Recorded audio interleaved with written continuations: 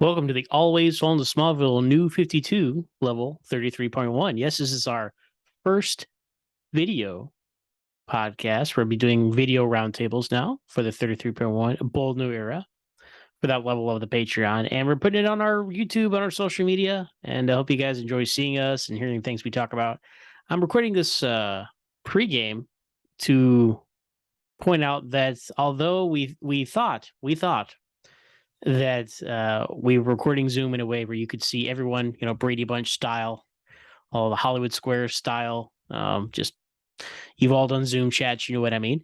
The big gallery image, right?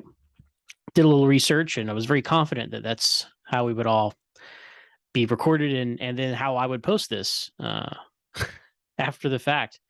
And it turns out did not go that way because I have a dual monitor setup. Apparently that changes a parameter somewhere. So I'm going to look deeper into that and troubleshoot. And for next time, we will definitely be in that Brady Bunch Hollywood Squares gallery view where you can see everyone at all times, which has its pros and cons, right? Because when people need to go off camera or doing something else and you're always on, right? So it's like you're in a Zoom meeting. We all know about Zoom meetings these days, right? So I like that presentation better because it kind of shows the group and all the interactions. And, Zoom is not always fast enough to pick up when somebody starts talking. And so the camera sometimes is delayed for if I would say something and someone else would say something, and you'd still be looking at me, just looking at them talk. And anyway, so for this first level 33.1 this way, it's going to be whoever's talking will be the full screen and everyone else is not seen. So I just wanted to get that out there because we're under the impression it's going to be in the gallery view, and I believe we even mentioned it a few times in the conversation. So just wanted to get that out there, and yeah, let us know what you guys think about this new video podcast, version of the level 33.1. It's not the podcast anymore. It's this video version, and it's just something a little different and quicker turnaround as well. And yeah, I'm excited about it, and I think everybody had a good time. And I'm recording this after the fact, by the way, obviously, since I'm talking about the recording that we had. But yeah, just let us know what you think. I'm excited to try this new format and venue for these conversations. And yeah, I'll be back at the end to sign off, which is something I also didn't think about in the recording as far as plugging the podcast and whatnot. But hey, this is our number one. It's our first attempt at this, so there'll be some inevitably will be some changes, some troubleshooting and whatnot. And we'll be back in issue 2. We'll continue to tweak it as we go. And hope you guys enjoy our new 52. Number 1, level 33.1. Welcome to Always on Smallville. In this podcast, we talk about each and every episode of the Young Superman show. We ran from 2001 to 2011 on the WB and the CW. I'm your host, Zach Moore. We are back with our new 52 number 1 version of level 33.1. That's right. We have rebooted. We are bigger, better, live and in color because it's a video thing now. This is the first video podcast we're putting out there. Trying something new for the 33.1, and here we are. So I guess you can see everybody who's here. So let's just go around the table. So various 33.1 members have assembled for this relaunch of the level 33.1 in video form. We have Nathan MacKenzie. What's up, Nathan? Hey, Zach. It's great to be back. Like I said, we're on about 2 or 3 years ago now. I think when we first started the 33.1, and it's so great to meet everyone for the first time. And I'm looking forward to see what everyone has to talk about today. Absolutely. And we have Mr. JJ Hodges. What's up, JJ? Hello, Zach. How are you doing today? I'm doing all right. How are you? Oh, fantastic. I am on cloud 9, which I was going to make a joke about Krypton, but I couldn't think of one, so I just said Cloud 9. Did you know we're recording this on the 35th anniversary of Superman 4? Oh, wow. That sounds familiar. Yeah. Wink, wink. That would have been a good day to release that episode we recorded. I thought the exact same thing when Zakia-san said that RoboCop was last week, and I was like, oh, I'm just behind on everything this year. No, you're good, man. And we have Mr. Matt Santiago. What's up, Matt? How you doing, man? It's great to be back. Yeah, man, it's been a minute. Mm-hmm. Can't wait to talk to you guys. Yes. And we have Mr. DJ Doena, a.k.a. Karsten. What's up, man? Hello. Good morning, good day, good afternoon, good evening. Glad to be here. And what time is it where you are? It's currently 3:51 a.m. 3:51 a.m. Nathan, what time is it where you are?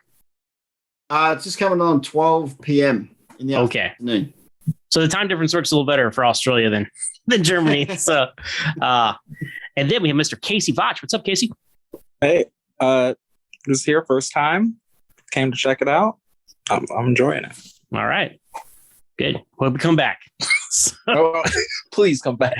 All right. So this is July 2022. We're recording this. A few things we could discuss. We'll throw it out there to talk about. Well, we just wrapped season 7 coverage on Always on Smallville. So the Michael Rosenbaum era, and the Al Miles era, the Kristen Kirk era, it's all over. Kristen Kirk, a little asterisk, because she does come back season 8. But so we can talk about some of that. San Diego Comic-Con was this past weekend. We can talk about some of that. Also, all those awesome DC Comics announcements. I don't know about y'all, but I'm so hyped for the future of DC on film. I think they really got a chance to catch up to Marvel. Just kidding. They really flexed this weekend, huh? Yeah. Really. I mean, look, I'm excited for Shazam 2, but I mean, we gotta have a little more than that. And then, hey, TalkVille started recently, so I assume most of us here are listening to Tom Welling and Michael Rosenbaum's podcast about Smallville. I've been so busy, I haven't watched that episode yet. Well, there you go. But you're watching Always on Smallville, haven't you? So yes, I have. That's right. That's how it's done. So yeah. Where'd you guys want to start? I feel like we should kind of like talk maybe the elephant in the room in regards to Comic-Con, since it just happened. And there's like so much to talk about on one entertainment franchise and the dilemma in regards to the other. Yeah, I mean, there were these rumors before Comic-Con. I don't know where they got started, right? But that Henry Cavill might show up and be like, "Hey, I'm in Black Adam." I don't know where those got started. Everyone was like, every news agency was like picking them up, right? Or like news agency. We'll use that in quotes, right? But you know what? And I said this on Twitter, and I'll say this, and we'll kind of pass it around here. Like, am I like Mr. Snyderverse? No, right? But like, you know what? Like, if Henry Cavill was coming back in Superman, I would be excited, because that at least is like, hey, we can get Superman in a movie again, which is like, it's back in the. Back in the 90s now, he's like off limits, apparently. Nobody can use that. It's just very strange, right? And then I think a Black Adam or Shazam sequel will be the perfect vehicle to bring Superman in, because, everybody knows the animated movie, Superman, Shazam, Return of Black Adam, or whatever it is. Really, and then The Rock has been hyping this for years, right? There's that picture of him and Henry Cavill having Thanksgiving together, right? Like in 2014. And it just... And he keeps hype. He's like, "Oh yeah, it depends on who plays Superman, right?" We'll talk about it, but like, I think that would have been a perfect opportunity to kind of like put a shot in the arm back into DC on film, and Superman on film, right? Which I'm loving Superman and Lois right now. So like, do I desperately need a Superman movie? No, but it's like the way he's been handled over the last few years is just confusing and disappointing. And so that's what we're. So why don't we start there? What are you guys' thoughts on this whole situation? I think that I agree. Like, even if they didn't announce any new movies or anything, just bringing Henry Cavill on that stage and just being like, "Hey, I'm back." Maybe it would just be an after credit scene, or like just a confirmation of like the future. Like, "Hey, I might fight Black Adam," or something in there. And I mean, it's also crazy that you had Black Adam and Shazam at Comic-Con, and you didn't have them up on stage together. Like, very weird. They're like, it's the Superman and Lex Luthor. Like, it's his rival. Like, I don't understand like that at all. But it's almost like Black Adam should be Shazam 2. I don't know why these are different movies, but that's kind of its own conversation, right? So I don't know. I don't know if they're trying to build him up to be a hero, but it's weird. I think it's just hard just watching social media, especially over here in Australia, not knowing what's going on, and just trying to watch updates on social media, because my new work schedule, I work from 6 p.m. to 6 a.m. and then hoping to see something about the Man of Steel, Henry Cavill, and then obviously he didn't even show up. So all this hype for nothing. I don't know what's going on, and this is obviously happening around the world, and it's just frustrating because, like you, Zach, I want to see Henry Cavill back on the big screen. I want to see a Superman movie like everybody does, and it's just frustrating as supporters of our favorite superhero that we're not going to be able to see that. And there's just nothing coming from Warner Brothers. I mean, now's the time to jump at it. I feel.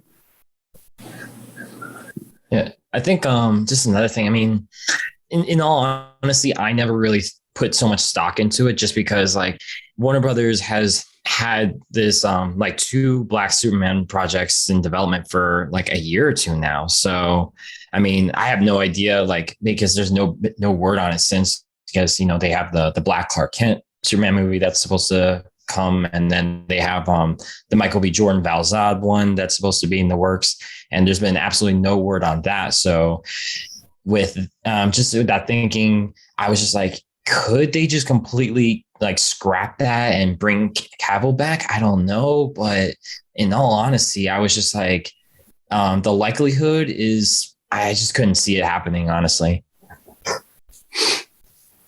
Yeah, I mean, it's they had a streak of bad luck. First with the collapse of the Snyderverse due to the filming of the Justice League movies, and then they hinged all their luck on the Flash movie, and now they have the problem with Ezra Miller and all his legal troubles. So they just run from one problem to the next, and I think that's why they've been quiet, because I have the feeling they don't really know how to go from here, because every time they touch the subject, it just gets worse instead of better. Yeah, I think a big part of it is just like the fact that, Warner Media has just did the Discovery merger. So I think from what I heard is that they don't want to hype up anything like super far in the future, just because with the merger happening, you have no idea what's getting scrapped and what's moving forward with because like with the CW, all those cancellations, who knows what's going to happen to Superman Lois post season 3. And I think that they just didn't want to like put even if they brought Henry Cavill just to kind of like be like, hey, thanks for being such supportive fans over the years, people may like have the wrong idea of what they might be doing in the future, because Lord only knows what's going to happen post Flash or any other of these movies, especially since like the Batman did so successfully as they did. So they might just want to do like individual stories that are not connected. Like they just might just scrap the whole DCEU in general and kind of like leave, like even if when they make Aquaman 2 and Wonder Woman 3, they're just going to leave them on their own. Well, Wonder Woman 2 was kind of on its own for some reason. Yeah. Yeah. So they already committed to it basically. Yeah. It just seems like they're like, just give me a movie pitch, let's do it, and then we'll see if people like it, and then we might move on from there. Because but they also were very reserved with like some things, because in the Batman they were going to have kids during Halloween dressed up as Superman and Wonder Woman, but they said to cut that out because they didn't know if they would, like, people would be asking questions about, well, where's Superman and Wonder Woman? I remember that. I remember those set photos, and people were like, what does it mean? It's like, it means nothing. Yeah.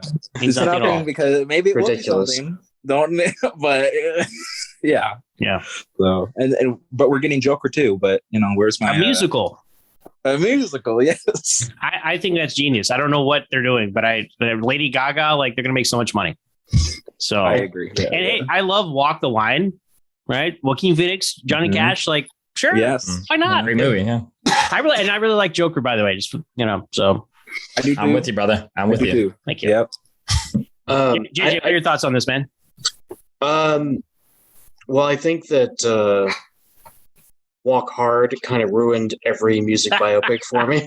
Damn. So I can't even.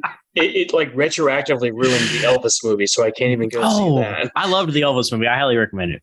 I do really want to watch it. But as far as going back to the original topic, Henry Cavill, I don't know. I liken it to the the Toby and Andrew situation with Spider-Man No Way Home. It's like I heard the rumor, so I was like, well, if it happens, great. But if it doesn't happen, then it was just a rumor. Except that, the one thing ended up becoming true and the other thing didn't. And I was just, so I'm sort of in the same place that I was, where I was like, I didn't think it was going to happen. And I was sort of shocked that everybody did. I was like, I mean, it'd be great, but I don't see it happening. Warner Brothers is such a different beast from Marvel in the way they do things. And in this case, different isn't smarter. It's dumber. But, show of hands. Who thought Henry Cavill was going to walk out and be like, hey, I'm Superman? I did. You did? Okay. Oh, I did until I heard that he was actually on set of Witcher Season 3 filming. I was like, okay, I'm going to do that. So. Did anyone else? That's cool. You did, Kasey. It's okay. I'm hundreds of thousands of other people thought the same thing as you, so don't feel alone here. I was busy. I just heard the rumor. I thought it was somewhat true. I just think most of us here have been so jaded by all this and like skeptical of what we see online at this point. It's like, that would have been really cool. I think that would have been a moment, right? But I had no faith that it was actually. I would not have bet any money on it. You know what I mean? So, especially when it's DC, like they have this horrible track record of announcing things that they don't make. Somebody brought up before the Black Clark Kent movie and the Michael B. Jordan Val Zod thing. It's like, okay, that was like 2 years ago. The Green Lantern TV show that's supposed to be on HBO Max was even longer than that. Where's my Justice League Dark? It's the same. It's just like, stop announcing things when you're not really making them. Marvel. I feel bad for all the Green Lantern fans out there. My gosh. Well, and then, it's like, oh, it's okay. At least we saw Diggle become Green Lantern. No, they took that away from us too for that show, presumably, right? Presumably for that show, universe, which is yes, right. It's like why can we have again? Everybody goes, we can have the Flash running around. We can have presumably 2 Supermans if they ever get their act together. 3, 4 Supermans if all these other projects come out, right? But oh no, there can be only one Green Lantern. Although Green Lantern is the one. He's the one that's multiple guys. Mandate? I don't understand. They won't let Snyder put him in Justice League. They won't let Diggle become after all that. After making Diggle's stepdad is Stewart and is another universe. He's wearing a ring. After all that, and it's like, I was watching that. I live tweeted that episode of The Flash just because for totally different reasons. That the reverse Matt Lester, the original Reverse Flash guy, Gabe Barthon was in that episode. I'm like, I haven't watched The Flash in like 4 years. I'm going to sit down and watch this. This will be fun. I'm like, oh my God, Diggle's in this. Oh my God, he's going to become the Green Lantern. I can't believe I randomly tuned into this one episode and then he just throws it all away. Literally throws it away. Yeah. That is such a slap in the face to all the fans, I feel like, because they teased that for years. The Flash has been a slap in the face for the past couple of years too. So sometimes literally, right? I do. Yeah. DJ, do you care at all about Green Lantern? What are your thoughts on that whole situation? I don't care. And I enjoyed the original Green Lantern movie, actually. I thought it was fine. My Green Lantern experience was from the animated TV series, mainly Jon Stewart in that case, which would be a perfectly fine black superhero choice with no social media controversy. So why don't they do that? I don't know. Because maybe it doesn't have any controversy. But I would enjoy a Green Lantern movie. But yeah, WB, they don't know what to do. And what I also fear is that they're currently looking at the numbers that Marvel's producing, and maybe they are a bit wary. I mean, the Marvel movies still make millions and millions of dollars, but compared to what they are costing now, I think even Marvel is going a bit wary if this superhero hype has gone on for too long and is on the declining end of the. I mean, most movies after Endgame didn't make the money they hoped it would make, except for Spider-Man, the last one. No Way Home, yeah. But that was probably due to the 3 Spider-Mans, but every other movie, I don't think they made the money they were hoping for, especially now Thor, who is not doing so well, if I see it correctly. And if they WB now tries to make superhero movies, I think they should start with a smaller budget. If you look at Joker, a small budget is fine. You can make money on superheroes. You just don't have to be carried away and throw $500 million on the movie and then expect it to make 2 billion, 3 billion. Start with 100 million. Make a small movie with $100 million. I mean, Deadpool 2 proved it. It cost 60 million and then made almost $1 billion. I think they're always making the mistake of it's a superhero movie, so it must be huge. It must have millions of special effects and armies of villains and heroes battling each other. And start out small. Even MCU started out small. The first Iron Man movie, he battled his colleague at work, and that's what it is. And that's an interesting way to put it. That's about right, actually. Yeah. And I think they got. That's why the TV shows works. Here's Superman and Lois works. I mean, even they had in season 2 this pulling together of these two worlds, but there's still a smaller stage, and it totally works for the story. They tell the story of the Kent family, of the Cushing family, of the John Henry Irons family, and on that stage, it totally works for me. I don't need these huge battles every single movie. Yeah. Who has seen Thor: Love and Thunder, by the way? Did you guys like it?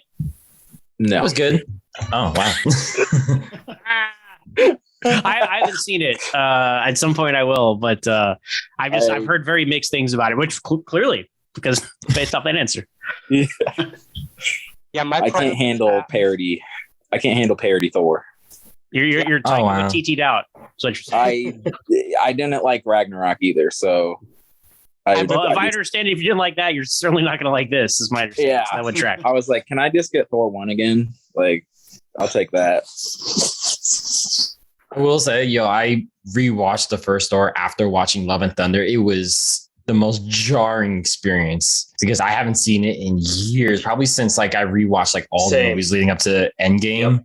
And my gosh, wow. I think it's interesting just seeing how things have played out in terms of tonal changes throughout the MCU and things of that nature. And I think Love and Thunder, I like it just because of the fact that one, it's fun. It's a fun time in the movies. So and it entertained me, but I think that Taika as a filmmaker does a good job at intertwining comedy with deep stories. I don't know if you're familiar with the comic story in regards to Jane becoming Thor and the context of how she why she becomes Thor. I think that they balance that in a really thoughtful way. At the very least, there are some aspects of the movie where they leaned a little too hard on the silliness and the comedy, and I can totally understand how that puts people off. I think that if you enjoy Ragnarok, this movie dials it up to 12, and you're gonna respond to it one way or another. Yeah, I was giggling throughout the movie, and I will say the last 30 minutes I thought was better than the hour and 30 minutes before that. But I agree with the Jane stuff. I was like, okay, the Jane stuff I actually am liking. Everything else, I can go without it. I don't care about Thor in this movie. I didn't care about him the whole time. I will say this, and no one can ever convince me otherwise. This might be this movie might have the greatest love triangle it puts a film. Oh, I agree. if you watch it, you'll know what I'm talking about. Honestly, it had me gaggling. More intrigued now. Oh my gosh. Yeah, I personally found the more emotional beats far more entertaining than all the wacky comedy that Taika Waititi was putting in it. I was like, no, when it was very intimate, it felt real to me, and that's what I really dug about it. Plus, Christian Bale just can do no wrong. Oh my gosh, he's incredible in this. They cut like half of his scenes out, so it's like, oh my gosh. I will say, like, I wouldn't say Gore is the best Marvel villain. He's definitely on the upper tiers, but I will say Christian Bale gave the best performance of all the villains. Mm-hmm. The only one who can maybe rival him is like Michael B. Jordan, but I think Christian Bale, I think he really committed in the level that I didn't expect to. So do you include Willem Dafoe in that? Oh, that's a really good question, actually. Was he kind of like cut in and became one of the best MCU villains through multiverse antics? He's not in it enough, I will say, because he's one of like 6, whatever. Yeah. So I would put Christian Bale a little higher in that. I will say, now that you brought up Spider-Man, Michael Keaton is probably on the same level. Yeah. Jake Gyllenhaal too. Damn, those Spider-Man movies. Those Batman actors. They get those villains. They get those villains right. If you played Batman and you come in the MCU and play villain, you're in good shape. All right, George Clooney, where the hell are you? Where's George Clooney will be Galactus. You heard it first. You know, they should have just had Ben Affleck be Kraven the Hunter. Oh, well, that's good casting. Mm-hmm. Better than Quicksilver, am I right? Yeah. Well, actually, Deathstroke, Joe Magliano, Flash Thompson himself. That's a fantastic casting for Kraven as well. But that would be good. Well, he would have been in a Spider-Man movie. Yes, in a standalone Kraven movie. Who really gives? And now he loves it. Now he's an animal activist. Who? Okay, who is handling things worse, WB or Sony? Sony. Okay. See, it could be worse, everyone. At least I know I'm going to probably like Shazam 2 and Black Adam. Did anyone see Morbius? No, not yet. I want to because it's Morbin time. It's Morbin. There he is. Does he say it in the movie? I heard he does. No, he doesn't say that in the movie. You can't, again, fall in for the Twitter stuff, Kasey. We'll get you up to speed here. But this is give me up to speed, I'm getting old, man. Bringing it back, because every point of conversation can like fracture off into like 7,000 things. But let's pull it back for a second. I do the Green Lantern stuff reminded me. I did want to ask Nathan. So Nathan, you're Superman the animated series is your thing, right? Animated shows, that kind of thing. Have you seen the Green Lantern animated series? No, it's probably the one thing on my agenda. I haven't watched it yet. And speaking about Green Lantern moving forward, there is an animated movie coming out soon with Jon Stewart, which I'm actually looking forward to watching. Yes, that's the other thing I want to ask too, because that's the one venue where like they allow like there's been some Green Lantern animated movies. There was a CGI animated show. I know there is a Jon Stewart one coming out. So, enjoy that Green Lantern. I feel bad for Green Lantern fans. There's certain people who I know are like Green Lantern is their guy, and I'm like, man, I feel sorry for you. I mean, you got that 1997 Justice League pilot. He's in that. Oh gosh, he doesn't have green on. Yeah, it's like kind of teal, isn't it? Strange. Yeah, it's a Guy Gardner. Yeah, I think so. Yeah. From the 90s, he was the Green Lantern. That's why he's on Superman the animated series in that episode, because they gave him the Hal Jordan origin for some. Have you covered that episode yet, Nathan? Is that? Yeah, definitely covered that one, and it's interesting because that was the first Green Lantern that I ever remember. I think Jon Stewart was the first one. I watched the Justice League animated series before Superman the animated series came out here in Australia, and then I got really confused when I watched the animated Superman the animated series and go, hang on a minute, this is not Jon Stewart, and then finding out that the origin story is the same as Hal Jordan's. I was confused as hell, so I did a bit of background and looked at everything and just like, okay, I understand what they're trying to go for. Hal Jordan's the go-to, but they can't use him for some reason. Just like they can't use, so many Supermans at one time. Hal Jordan was dead in the 90s, like in the comic books. And so they're like, well, we're not going to use him. And that's why the Flash, Mike Rosenbaum's Flash on Justice League is Wally West. Now that Flash is different sort of than the one in Superman the animated series. Some people are like, was that Barry Allen? I don't know. Those are your fan theories, right? But that is kind of confusing the way they did that with the Green Lanterns. Yeah, I think the whole thing about Green Lantern just overall is like Jeff Johns. Mhm. and he has like creative control over like all Green Lantern stuff. Now everyone must be Hal Jordan, according to Yeah, I like Green Lantern First Flight. I mean, that's some good stuff, but not First Flight. That's the movie. The movie's great. What is Secret Origin? The go-to title for anything DC Comics prequel related. Either Secret Origin or Year One. Yeah. Yeah. Basically. 0 year. How about that? Not so much. I don't know. I didn't like that as much as I had wanted to. I liked it. I was the Scott Snyder New 52 runs. They started out like so good, and they just progressively get less good, in my opinion. So I like Mr. Bloom when Gordon took over as Batman. that was what are they doing? I mean, that's interesting. I guess. Loved that. He was in like this the mech suit or whatever. Okay, I didn't care about Gordon, but I like Mr. Bloom. Yeah. So I was like, all right, he's an interesting one. Oh man. So yeah, Comic-Con. There you have it. There's no Superman. I mean, the DC. Let's take a step back again, right? But another step back. So like Shazam 2. People looking forward to that. Yes. Trailer looked cool.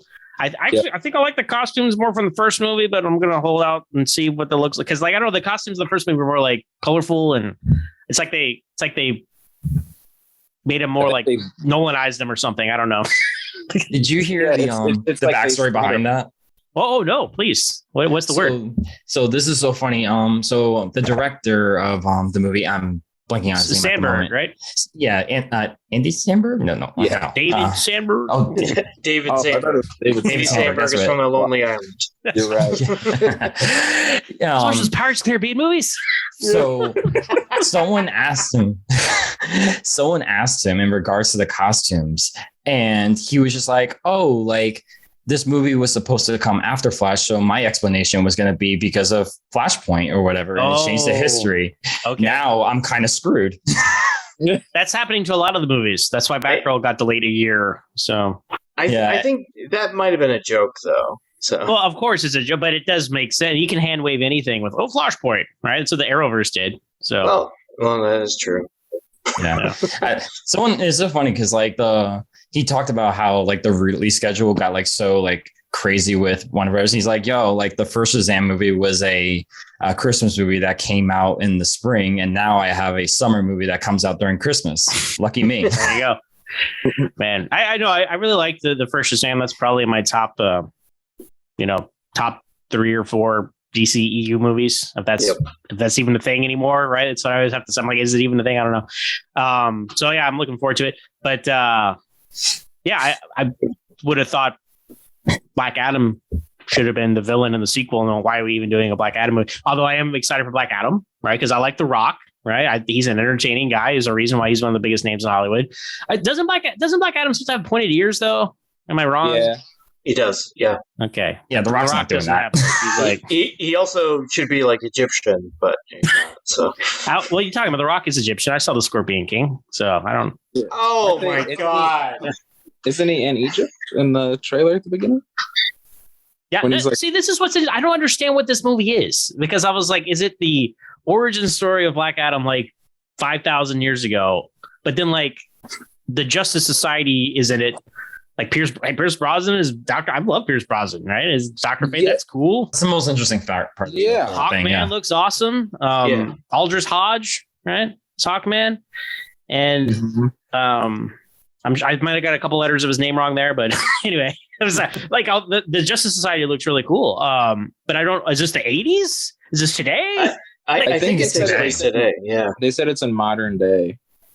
So where were these people? Is it in the DCEU? Yeah. Sure. I guess. I think the one thing we can take away from this is the hierarchy of power is about to change. Right? Take a shot every time you hear Dwayne Johnson say that. I hope he says it in the movie at least once. Say it in the movie.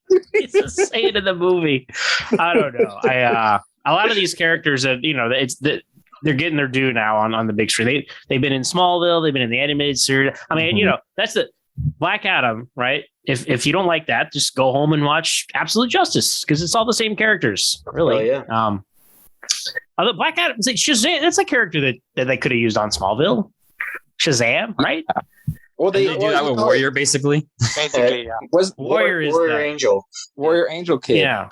Now, I wonder, and I'll get to the trivia of that in season 9, I guess. But I don't know if like maybe they were like pitched it as that idea, and then they pulled in Adam Knight or something and said no, just do something else. What I read was like they did like it was supposed to be a Shazam thing, and then they said no because the kid's name is also like kind of like Billy Batson, but it's like Adam Anderson or something. Like it's alliteration. Yeah, those comic books and their alliteration. So yeah, that would have been I don't know like. Sure, put him on Smallville. Like 2000. God, that movie came, 2018 was Shazam? 2019. It feels like forever ago and also yesterday. You know how it is. But yeah, so I'm talking 9 years after Smallville ended, they're like, oh, we can't use Shazam. Just like on Arrow, like, can't use Blue Beetle. Well, you say Cord Industries for the entire show. We can't use Blue Beetle on Arrow. That never made any sense to me, and it really... Because that Blue Beetle movie that's coming out in 2 years on HBO Max, right? But anyway. Oh, man. Or that Booster Gold and Blue Beetle movie that was going to come out. But now or that Booster Gold TV show that was supposed to come out on the Sunday show.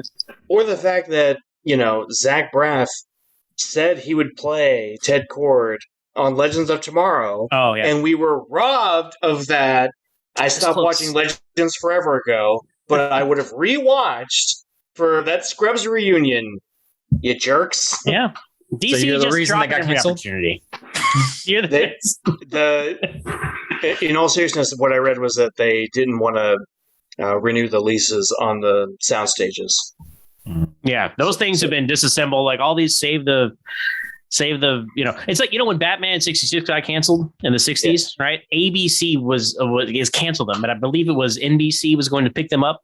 Yeah, but they had already destroyed the sets and like, well, we can't rebuild that, so no, right? And that's like, it's the same thing here. Like even if Netflix or HBO Max wanted to pick up Legends tomorrow, it's gone, right? And they've disassembled the Wave Riders, disassembled like the actors have moved on. Like that's just how it is. But and then DC didn't really do much else for Comic-Con, did they? No, really. I mean, they said Amanda Waller was going to be in Black Adam. Oh well. Oh yeah. There you go. Look, I love Viola Davis. She's one of the best actresses working today. All right.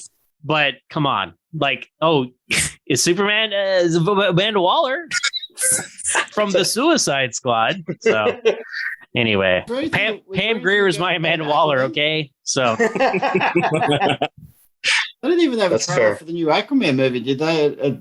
No. That is very strange. That's true. And I think, right? Let's just take a step back. There's controversy over some actors in that. There's a lot of controversy with the Flash. So it's like they're like, well, let's just, to your point, DJ, like let's just ignore that. But it's strange. Did Jason Momoa just have him come out and say, yeah, man, it's gonna be badass, and show like a sizzle reel of like him fighting monsters and like Aquaman too, right? Yeah, if Amber Heard's apparently been cut out of a lot of the movie anyway, you probably don't have to use any footage of her.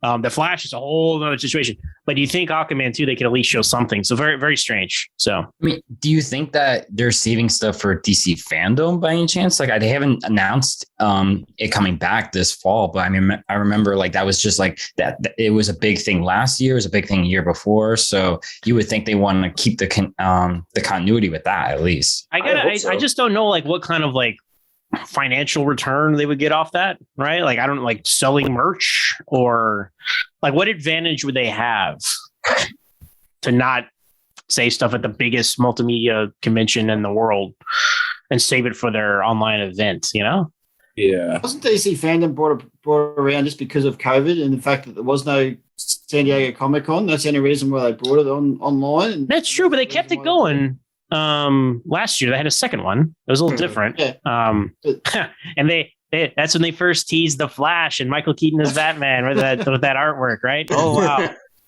I can't wait. But no, maybe they're just trying to decide if they want to keep it going, right, Nathan? Because it's like, yeah, we're back to normal. I mean, we're acting like we're back to normal, right? That's its own conversation, right? But anyway, Comic-Con happened. It didn't happen before, and that's why the fandom existed. But that's cool. I mean, fandom's a cool idea. But I think they would still have shown something if they could. I don't. We'll find out. I mean, has anyone seen anything about fandom? No. I mean, wait, it's July. I mean, gotta announce something. You run out of months. You're halfway done with the year. So, what else are they going to show though? They can't show anything from the Flash. Like it's like other than Aquaman, I don't know. So you look at that, right? You look at it, and I really liked Aquaman. Like, so I get that. So that's a top 4 or 5 DCE movie for me. I really like that. But you look at that, and then you look at what is the Flash. It's its own thing. What are they doing with the DCU? Like if you look at, we've seen all the memes, right? And all the, it's like the picture of the Justice League, and like just one by one they get erased, and it's like Jason Momoa and Gal Gadot over there at the end. And I'm like, yeah. And Gal Gadot, Patty Jenkins? Are you doing Star Wars? Are you not? Are you doing Wonder Woman? Who knows, right? And I don't know. Like 84. Now Wonder Woman 84 was a huge disaster in my opinion. And had it come out in theaters themselves, I think it would have not done very well financially, but because it came out during height of the pandemic, HBO Max exclusive, that kind of softened the blow, right? Of like, oh, well, it only made X amount of money, because it's unfair to judge it. But I think the word of mouth on that would have been really bad, and it would not have done well. And maybe, how reactionary these people are, like, well, change everything, right? So we really only have, I think, until Wonder Woman 3 really gets greenlit and happening, you just have Jason Momoa's Aquaman hanging around. So it's like, that might be part of their decision. Right? That might be part of their decision, right? To not bring in Henry Cavill, because that kind of like, well, like that reattaches all these other things to those characters. Although Shazam exists on the periphery of the Snyderverse, because it's like you have the Batman and Superman, like the batarangs and all the stuff that Freddy collects and all that, right? Yeah. So it's like they're in this really weird spot. They cannot just hard reboot like they probably should at this point. They can't. And that's why I think that brings all this indecision and handcuffing, right? So that's my opinion. Yeah, I mean, it seems like they're going to discontinue it until whatever, because even in the Shazam trailer, they showed footage of Justice League and Aquaman, the movie. So I'm like, what are we doing? Because if you ever want to get the Justice League together, you're going to have to, I don't know, replace Ben Affleck, Henry Cavill, I guess, call him up if you want. If you got the balls enough, Warner Brothers, I don't know. Gal Gadot, sure, she'll come to anything. And Aquaman, yeah, he'll come. Jason Momoa, he's down to do anything. But Ezra Miller, I guess, recast him and don't say anything. And Ray Fisher refuses to work with Warner Brothers. And Ray, but yes, which is yeah. But this is more of a reason to bring Henry Cavill back in, because he actually wants to work with That's DC. What's so strange. That's what's so strange, right? I don't know. So, but then you look over at Marvel, and they're like, "Here's our plans for the next 5 years, and here's all of our movies, and here's our several TV shows. Where those actors you like, they're coming back, right? I mean, you're bringing back Vincent D'Onofrio and Charlie Cox as Daredevil and Kingpin. That's fan. I loved Daredevil. That's why Rushmore superhero TV show. I'm so hyped for that. And 18 episodes. 18. Can Disney even do that? They know how to do that? Apparently, figure it out. So that's fantastic. I'm so hyped. Like all that Marvel stuff. I'm like, okay, I'm a DC guy first, right? As y'all know. So I'm like, okay, cool, whatever. Very excited about Daredevil, obviously. Also Captain America: New World Order, because I'm like, that franchise is my thing, right? So they're gonna obviously pick up where they left Falcon and Winter Soldier, and that's great. I mean, Fantastic Four's coming. I don't think it's going to be John Krasinski, which is good, because hot take, I think he was really not good as Reed Richards. I think he phoned it in. Defend it, JJ. You seem to be a fan. Here is how I will defend it. I'm a father myself. It's very obvious that those Illuminati scenes were filmed independently. Yes, and a green screen. They none of them were together. Like all 6 of them, none of them were there. So I think that Krasinski suffered from that, because he's used to like The Office or even A Quiet Place, where nobody can talk, but still they're around each other. So he's that type of actor. He needs people around him, So that's how I'm going to defend it. And it sounds terrible, but I stand by it. Well, I think they should have cast Ian Gruff, or however you say his name, the guy from the Tim Story's Fantastic Four movies, who played, Fantastic, Mr. Fantastic. Because I was hoping it was him. Because it's like you bring back Professor X. This is when you do stuff like that. Like you bring back Professor X. Hey, you remember me from the other movies? Yeah, all right. I would have liked that 10 is better. and then you're done, and then you have a hard reset with whatever you're doing next. Well, apparently it was going to be Daniel Craig, and then there were COVID concerns or something. And I was saw like, that. Then what? No, that's actually worse than Krasinski. Yes. Daniel Craig wasn't going to be Mr. Fantastic. He was apparently going to be Thor's brother, Boulder. Okay. Yeah. So then they changed the character and the actor at that point. So you're saying, yeah. But is he in the Illuminati in the comics? No. So, okay. What are you doing, Marvel? Get it together. No, they're fine. They're fine. Oh my gosh. There were 2 less females in the comics, just so you know. So, well, I mean, everybody else started a long time ago. Yeah. Everybody else was like, "Oh, cool, Captain Carter." Like, okay, who liked Captain Carter saying, "I could do this all day"? Because I loved it. I was like, yeah, she said this ingrained in Captain America. I didn't. You got to do it. I know. See, Matt, but it was her own Smallville, too. It's a coin flip. When people say stuff like, I'm like, what a garbage. But then at that particular time, I was like, she said the thing, and then she got killed immediately, which kind of like undercut the thing. But that was great, and you saw like all the variations. Captain Pike is Black Bolt. I mean, come on, man. Anson Mount from Smallville, season 2, episode 19, Precipice, I think. Yeah. Little did we know. But anyway, it was just this really cool collection of people, and they all got wiped out and whatever. Man, actually, did we like Doctor Strange too? Yes, I watch it a lot actually on Disney Plus. Yeah, I'm a big one fan. So. Yeah, I thought it was really great. So I mean, it wasn't.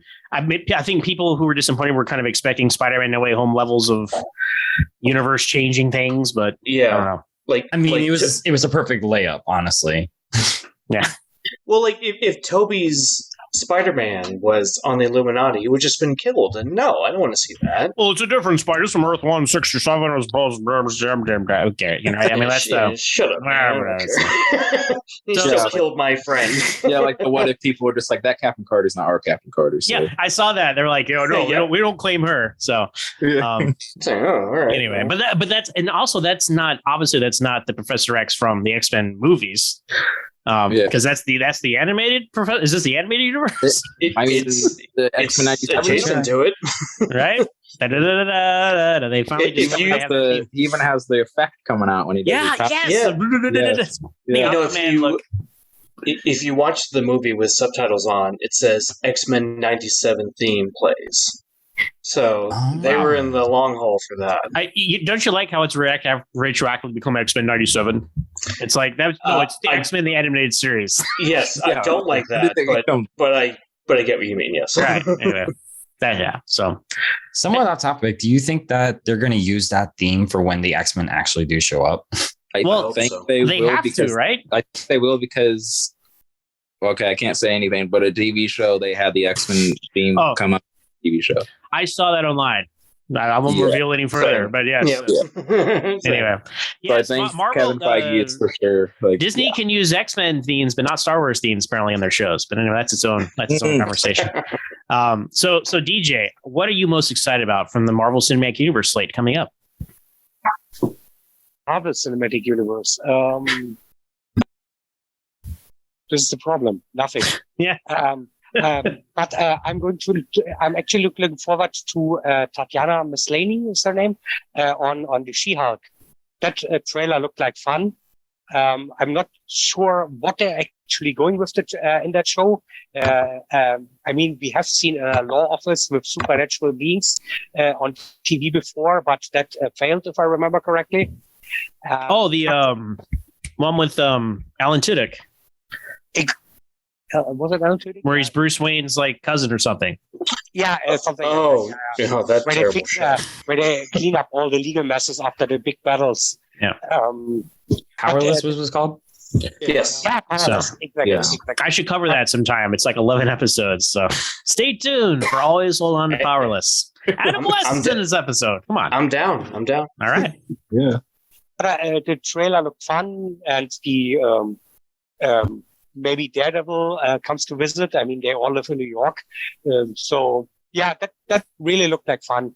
He is going to be in it. Daredevil is in it. Yeah, that's confirmed. As I said before, I enjoy it on a smaller scale. So depending on what they're doing with that show, I hope it will be good. Cool. Nathan, do you have a favorite you've picked out for the MCU that you're most hyped about?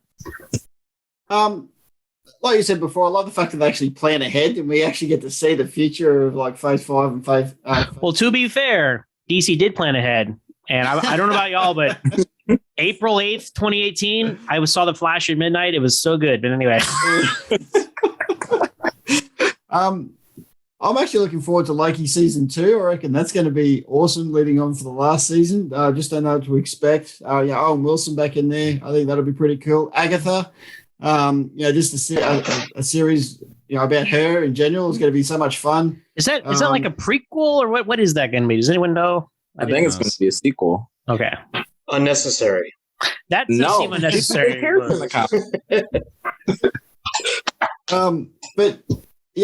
Guardians of the Galaxy 3. You're looking forward to see if that's going to be the latest one, the last one of those. It's fun to see them in little bits in the Thor Love and Thunder movie and parts moving forward. The fact they're going to have 2 Avengers movies in the same year, I thought that was pretty interesting. I think it's one in May and one in Christmas time. So looking forward to seeing what's going to happen moving forward.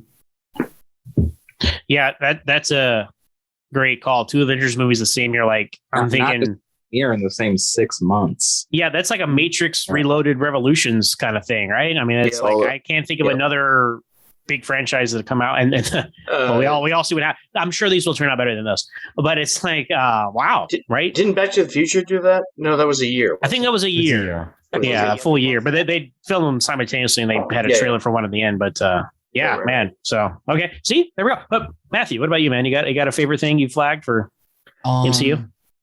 So I would say the Daredevil one is definitely like a huge highlight, especially because like I love the Netflix show. I think Charlie Cox is a freaking phenomenal Daredevil, and he's just getting all the checks from Marvel from being in Spider-Man. Odds are he's going to be in Echo as well. I don't know if you knew this, but it was also confirmed that he's going to be in the Spider-Man animated show freshman year. I saw that. Yeah. Which is that in canon with the MCU? No, I don't think so. There's like Norman Osborn and Doc Ock, and I'm like, they said it was like forever ago, and now that we see like all the art, it's like, okay, I don't think so. Not anymore, at least. They said it was, and then they wanted to put in Harry Osborn and Gwen Stacy and a bunch of other stuff. It's like, well, we can't do that now because.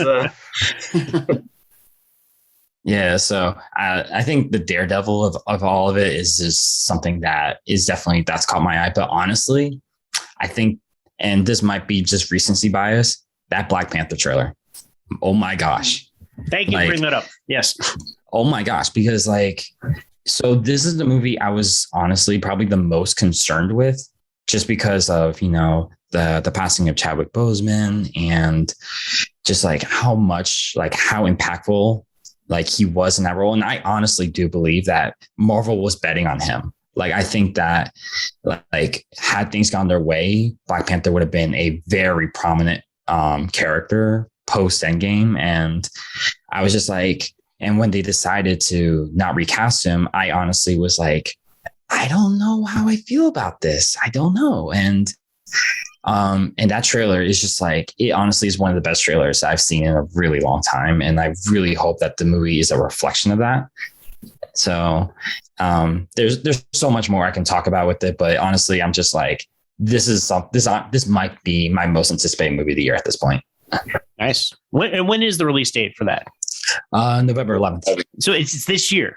Yeah. Right. I mean, it's the very next film. Wow. So, okay. Yeah. I want to put a pin in that because I got a couple things to say about Black Panther, but JJ, do you have a favorite that you're looking forward to? Sorry about that. My new kitty, Banjo, likes to make guest appearances. I saw those ears popping up there. So, yeah. I would definitely go with Daredevil. It just like the end of the She-Hulk trailer was like, oh, holy crap, that's Daredevil, and then heard he was going to be on Echo, but to actually have oh no, we're doing a whole show. Oh, that made me happy. I was very surprised to hear no Spider-Man news. Like a movie, like a 4 or something. Yeah. Considering they literally announced they want to do another trilogy with Sony and the MCU, whatever. Probably the Sony of it all. Yeah, probably, which is unfortunate. But and then Marvel or the Avengers Secret War. It's like, can you really do that? You got to have Spider-Man in that, right? Well, not just that, but it's like, are you going to get Downey back? Are you going to get Chris Evans back? Like get Tom Cruise? That would be incredible. That was the rumor I heard for Doctor Strange 2. Wanda, yeah, I call it Wanda. The WandaVision movie. Too. Yeah, yeah. There we go. That is all right. There he is. Hi. Hey. Say hi. This is Banjo. Thank God this is a video podcast. I know, right? He loves this cat. You can see. Yeah. Oh man, no, those are good answers there. So, Kasey, what about you, man? You got something you? Black Panther for me. Yeah, just because I've been wanting like more Black people in the Marvel universe, and seeing Black Panther come out. Oh man, I was into that movie, and then. Or the past in Chadwick Boseman was horrible, but I was like skeptical as well as Mateo said, and I was like, I don't know about this. And then that trailer, oh my God, I almost teared up. Like it was emotional. You could definitely tell the emotions from all the actors in that trailer, and I think it's given that tone that I like in these movies, and I think they're really just going to bring their A game like the whole time in that movie. Yeah. So I mean, it just lives in this shadow of real world events. Unfortunately, obviously with Chadwick Boseman passing away, and you're like, I was the same as y'all. I'm like, what are they going to do, right? But Angela Bassett, that she's like, I have lost my whole family. Like, oh my God, like in the feels, man. I mean, she is a fantastic actress too. So like to have all these, this cast in place can really lift up the situation. Like, I have no idea what they're going to say happened to Black Panther, like to T'Challa. Like, I'm of two minds about it. Right? It's like two theories. Like, it's either going to start out with like his funeral or something, right? Which is the classy way to do it. And so, or and I hope they don't do this, but it's like some big CGI battle and we see Black Panther die in the costume or something. And I'm like, I would find that kind of in bad taste, and I hope they wouldn't do that. Yeah, or like Namor kills Black Panthers, and they go to war with them. Yeah. Oh man. Anyway, I think it's gonna be the funeral thing. Who do you guys think? Because they have there at the end, you see the Black Panther claw. Who do people think is in the Black Panther costume at the end? So I have two theories. I think it's Lupita Nyong'o's character. Okay. Or a resurrected Killmonger. Yeah, I'm thinking they're gonna play the Michael B. Jordan card as well. He's gonna be in the movie one way or another. Like, because look at what is it? The director's name? Oh my gosh, I'm forgetting his name. Ryan Coogler. Yeah, Ryan Coogler. He's been in every single film that he's been in. I like, even though his character's dead, like he'll show up in one way or another, whether it's like the ancestral planes, whether they bring him back physically. They're going to find a way to bring him in. Just like Michael B. Jordan, he loves the MCU. He was in What If. He's too good of an actor and people love his character. You got to get him in somehow.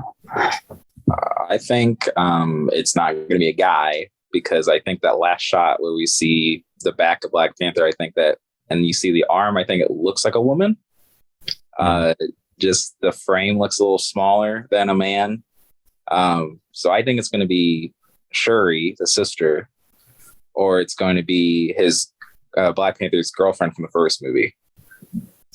So I forget what her name was. The body type is a good call. I mean, it's hard to really tell right from the shot, but I was story wise, right? I was thinking M'Baku, right?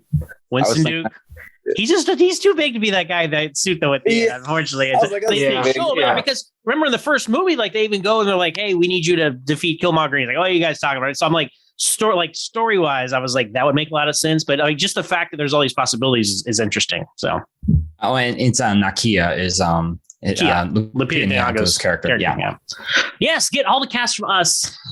But actually, Now my name's now I'm blanking. Nope. Jordan Peele's new movie. Yeah. Get Out. The actor. Oh, Daniel Kaluuya. He is not in Black Panther because he was filming doing Nope at the Nope. same time. So anyway, Right. he would be another. All these candidates for. I don't know. I'm just very intrigued by what they're going to do. So anyway, No Woman, No Cry. Remake. I don't know who did this version of that song. Whoever did, fantastic work in the trailer. So anyway, so I think it's very interesting that we all kind of like, and there's a little crossover here and there, but I think everybody said like something slightly different of like what you're most excited about with the MCU, which is what a great place to be. Yeah. To have stuff to choose from, right? I mean, it's like, yeah, She-Hulk here, Black Panther there, Daredevil, Spider, like, yeah, great, right? DC, it's like, well, you have like two choices. It's like, oh man, so that just shows the difference, man. 2.5, yeah. yeah. It just shows the difference, man. Not to always make it a DC versus Marvel thing, but like, oof, right? I mean, it's to see the difference. So. Yeah. But, that basically answers your question why they didn't show up at Comic-Con.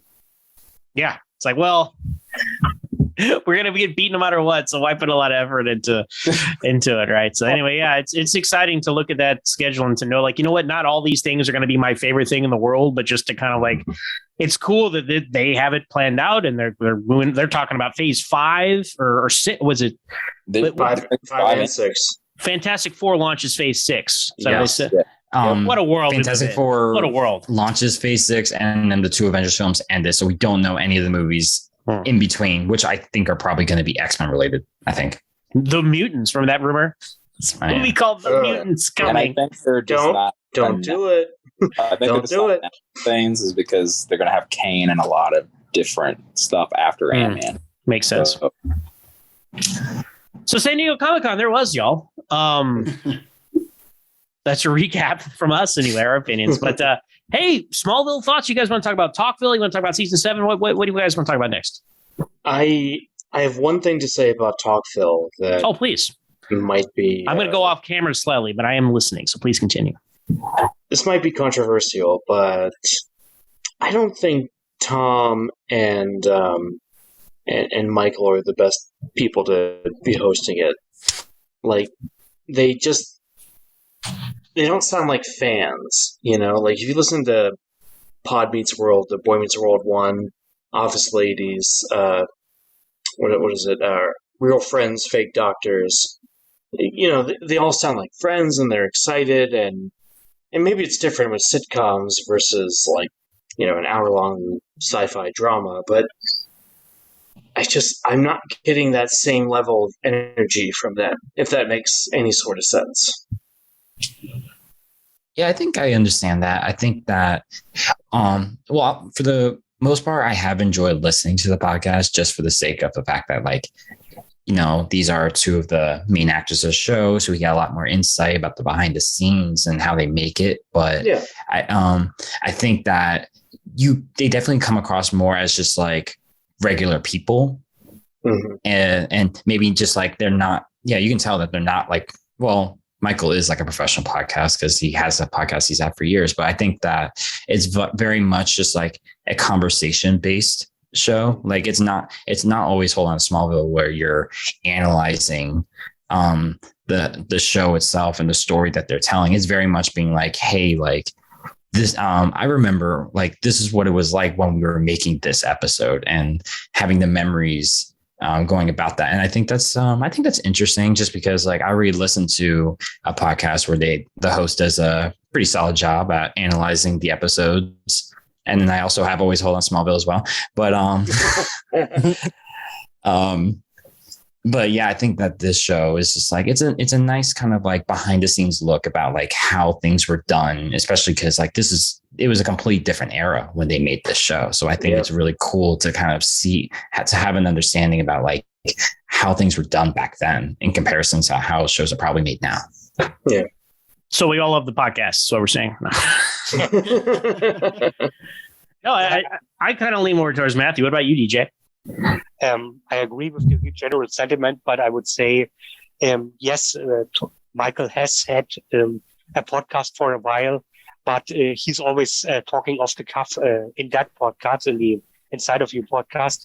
I think they will need a few more episodes to find their groove on how they want to talk about the episodes, actually, what kind of style. So I will give them a few more episodes, so let's say 215 or so, to find their style.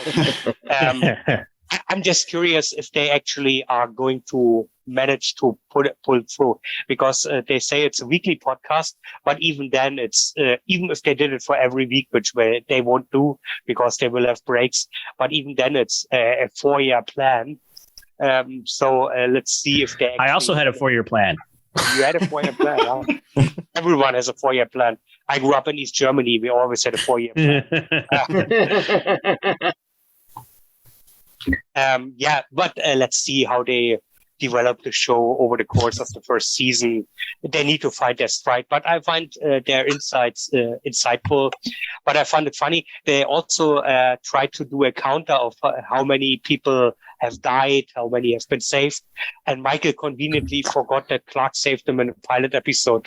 And I saw that. And we talk about that on social media too. I was thinking that too. I'm like, dude, he saved you. And the car crash you talk about all the time. See, these tally boards aren't easy. All right. Yeah. I thought that same thing. Oh my God. Yeah. What about you, Nathan? You've been listening to TalkVille? Yeah, I have. I agree with everyone's sentiments of the fact that it is different listening to two guys who are actually on the show talk about it, and very different to how yourself and your guests talk about the episodes in general. But I love the fact that they've obviously copied off your podcast with the tally board that they've started, but I also love the fact that they, JJ was talking about, they're talking about the death tally of the show, but they've said that Bug Boy died in the second episode, but I'm pretty sure he returned back for Homecoming. So, Michael wasn't in the episode, so you wouldn't know. Tom didn't correct him. Yeah, I think Tom didn't want to spoil him. Yeah, that's it. But it's also interesting to see how much these guys actually have watched these episodes as a whole themselves, and it'd be interesting how much they actually pick up and go, I didn't realize that happened, or especially with Michael, because he wasn't in 99% of the filming like Tom was. So yeah, interesting to see where they move forward. I think, as you pointed out, they're probably going to start having more guests on, more actors who are in the show itself. Yourself. That's the plan. Podcast. Yep, and so just looking forward to see what happens moving forward, and grateful to have two different podcasts about one of the best TV shows going around. So yeah. What's the other one, Nathan? What What about yours? Oh, thank it is funny. So many people if I take a break, they're like, "Well, you come back? I thought you were done." I'm like, "No, I'm gonna finish the show." It's just like it's a long show. It takes time. But I mean, there have been other Smallville podcasts that have popped up and started and not continued and things like that. But I don't know. It is crazy to think they're going to do this. I don't know if everybody saw Craig Byrne from Krypton Site's interview with them. He asked them about, hey, are you going to do all 10 seasons, right? And Tom's like, that's why we're doing this. I want to make Michael watch these last 3 years. I'm like, it's a long way to get there. But to me, that's extremely exciting to know that he's going to watch these episodes. He's not even in. I'm looking past everything just to that. That'll be so interesting. Michael's obviously a seasoned podcaster, and Tom and him obviously have a good time together. And it's I don't know, to me it's been fun to see them talk about something beyond just even as of this recording, they've released 2 episodes that the public have heard, right? And they talk about Metamorphosis. I'm like, yeah, because you always hear them talk about the pilot or the 100th episode or the one so and so directed. It's always the same 5 or 6 episodes. I totally get it, right? But now to just the idea that they're sitting there talking about Metamorphosis is interesting, and stuff will come up. And what do you think about it so far, Kasey? I've not watched, so I do not know. It is, you say watch. It actually is on YouTube as well. I actually don't watch them. I listen to them. How do you guys? That's what I wanted. Them? I usually listen to them on my way or during work. Same. Usually, there's been 2, as if we have some kind of pattern now. But I probably I plan to listen to them like a regular podcast, but so far I've actually watched both on YouTube.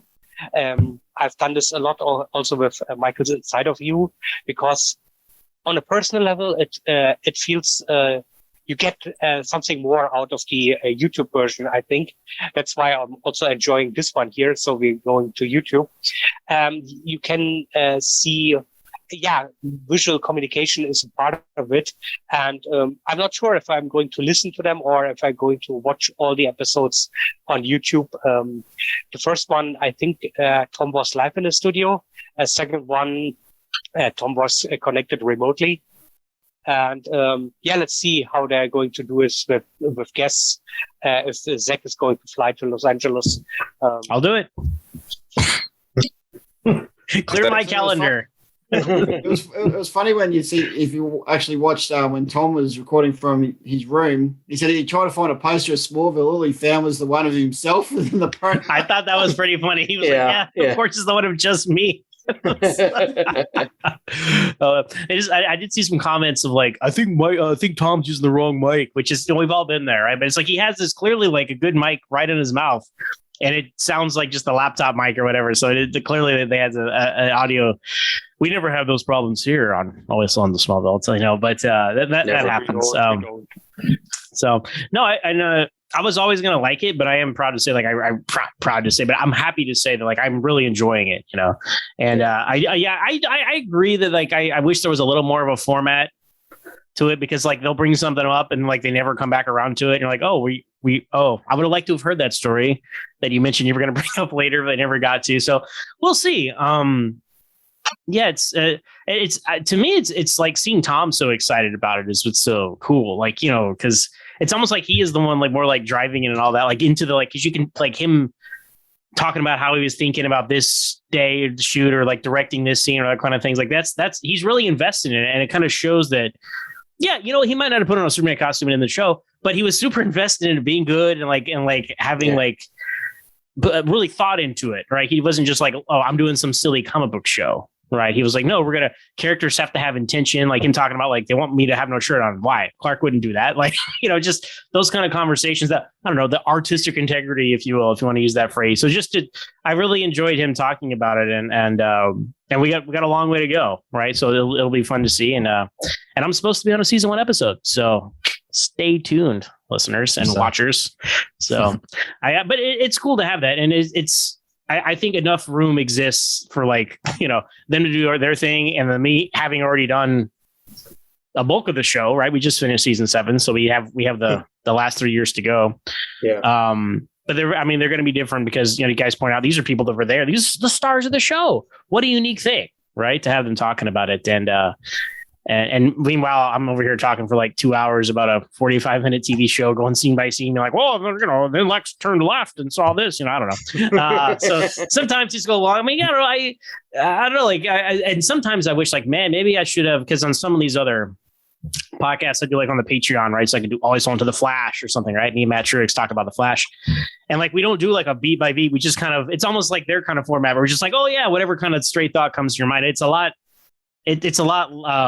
more relaxed, but then, like, I feel like, what, I have to, the reason I do it this way is, like, I need to document every last, this is the final word I'm going to say on Smallville. I got to go through scene by scene. I don't want any thought to be left unsaid I had about these episodes. So that's why they're 3 times as long as the episodes themselves sometimes. So, but last thing I will say about TalkVille, I am glad that so far they've been around an hour, because I was like, are these going to be like 28 minutes or, like, whenever you see a podcast and it's like, within reason, but it's like, and it's under 30 minutes, I'm always a little suspect, because 10 of those are like ads and stuff. So, like, what's the content? Right? I do laugh when they do the Geico. Well, just to hear Tom Welling and Mike Rosenbaum hawk this stuff, but more so Tom than Michael, because Michael's been doing this stuff on his Inside of You podcast. But to hear Tom talk about, like, sign up for Geico or something, it just makes me laugh. It's just fun. So, but no, I think product, that's what it is. So anyway, JJ, he didn't like the show, so we kicked him off. I don't know. He just disappeared. I don't know. He was sick of this positivity about TalkVille. No, I think he makes some valid points though about, like, the structure and stuff. And to your point, DJ, they're just figuring it out, like, how they're going to approach it. I mean, I've gone back and listened to some of my first ones, and it's like, hello, I'm Zach, and this is Smallville. And, like, it's just, you have a different vibe when you first start these things. So, but hey, speaking of season 7 ending. You know, we just finished season 7 here on the podcast. Did you guys have any season 7 thoughts as we kind of move into the end of the discussion here? I actually about a couple months ago just finished a rewatch of Smallville. And I got to season 7, and from my memory of when I saw it last, I was like, season 7 is really good. And then I got to season 7, I'm like, this is probably the worst season ever. So to me, oh man, I was just not into it. That finale as well. I don't know. Everything about that season was just not good, except I guess, Lex, being evil, but that's about it to me. So. Unless I missed it, I think you're at the beginning of season 8. Zach, you need to do a recap of where season 7 ranks now. You said, you said maybe I rank it differently now, but I don't think you said anything about it at the end of Arctic. Oh, do I usually rank the seasons at the end of the? No, but you said you judge season 4 differently now than originally, and you've changed your mind about season 6. And but in the end, you didn't say anything about season 7, so I won't ask you now. But please, on the next podcast. By the way, are you doing a summer hiatus? I'm going to take a little bit of break to get stuff recorded. Because like the MCU, I plan ahead. So I have a whole phase 5 is all figured out, my friends. Don't worry. But potentially some exciting guests in season 8. We'll see. So, but I will say that season 7 is not the worst season anymore. I don't think. I think season 6 might be. Wow. And that's harsh. And I'm going to do actually a little Patreon episode about that, available to all patrons on all levels, by the way, for that season 6 versus season 7 coming soon. Because I don't know, because I was kind of surprised as well. Because season 4, it's like, you know what? There's a lot of great stuff in season 4. You had Onyx, Transference. You had JJ is experiencing a thunderstorm, by the way. That's why you're seeing him come in and out. We didn't really kick him off because he didn't like TalkVille as much as the rest of us, just for the record. And yeah, I mean, you have Onyx and Transfer. No, Run. Commencement is pretty good. Crusade. There's a lot of great stuff in season 4. I really don't like the football stuff, but they had the writer strike going on, and I give them season 7. I had the writer strike going on, right? So there's that to consider. Season 4 had Christopher Reeve pass away, and he was supposed to be a big thing. I don't know what season 6 excuse was. I don't know. It's kind of a mess in some areas, I think, but we're going to hash it out on an episode coming up on the Patreon. So season 7 is not last anymore. I think it's a hot take to say season 6, but this is the one with the Justice League, man. But 7, you had some great Lex and Lionel stuff in there, man. I felt like they really got that stuff good, like Descent and Refracture, and anyway, Apocalypse. Yeah, you're right. Yeah, there's some good episodes. I just think those beginning episodes, I was like, are we back in season 4 again? Or the bad episodes of season 4? I felt like we took a step back in season 7 instead of moving forward. Because I felt like season 7 was a year of we don't know where to go with Clark, because should he go to Metropolis or stay in Smallville? I don't know. Well, then you have Supergirl in there. Yeah, and Supergirl, I like Supergirl, but I felt like they just didn't know what to do with her once she came after first introductory episode. So let's take away her powers and give her amnesia. Why? Why would you do that? The diner. Why would you do that? So Matt, where does season 7 rank for you? Below season 6, based off your reaction from. No. Okay. Actually, no. It's actually just surprising, just because season 6 has always been at the bottom for me. Honestly, season 6 is the season where, I would say season 5 and 6 are the times where I'm the most annoyed with Clark, just with just a lot of the decisions he makes, and the constant I'm responsible and my life sucks, yada yada yada, and it's just okay, accept your responsibility and do something about it at a certain point. I think just him waning over Alana for after they break up in season 5 is just it just got so bad. It honestly, the second half of season 5 for me is somewhat unwatchable. purely because of the drama there. I'll tell you what, the stock on season 5 dropped on my rewatch. At the time when it was out, I'm like, this is awesome. We got the Fortress and Zod and Brain. But I'm like, you rewatching, like, man, you really thought the show was going to be over, and then you got renewed, and then you spun your wheels, because Reckoning is a game changer. Mm-hmm. But then after that, what do they do for a while? Right? So I feel you. Yeah. So, I mean, and I actually kind of liked, when I first watched the show, I liked season 7 because the fact that like the drama between Clark and Lana was a lot more minimal as opposed to the other seasons. Now that she's like in the fold, she knows a secret, they're living together. None of the Lexana crap is, none of that's there anymore. So I was like, I really liked it. And then upon reflection now with this podcast and just like with the overall plot with just like with Kara coming in and everything with her dad and secret society and all that stuff, and just like, geez, it definitely is not as good as I remember. However, my favorite episode of the whole show is in season 7, so it makes me so conflicted being Descent. Like after the writer's strike in season 7, no less. Like, yeah, it's crazy. I mean, this close to never getting that episode, man. My gosh, I don't know what they would have done. Well, no, I think and then we're going to hash it out on that episode, right? But you think about like the highs of season 6, right? Justice, right? What is the other best? Arrow? But you rewatch Arrow after like the Arrow show, and like, I don't know, like, you're not as cool as I thought. Justin Hartley is, back then. I don't know. I mean, I'm a proponent that I do like the Lex Anna. Oh, well, there you go. That explains a lot right there.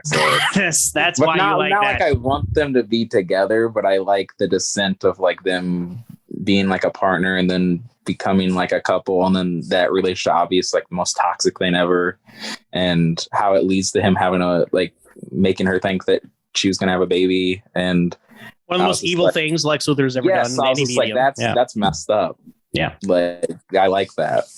I will say rewatching, listening to your podcast on season 6, maybe like made the Lexana stuff a lot more acceptable for the most part, just because like you talk about like the dynamics between them. Like, you know what? Like, this is more interesting than the recycled garbage between Clark and Lana. Yeah, that we've had. And they got some Christian Kirk had some great stuff to work with that season. Mm-hmm. So that was some saving grace. All those scenes by the fireplace of Lex and Lana, right? So, oh man, that was a nice ongoing joke that you guys had going. I'm like, geez, I never caught that.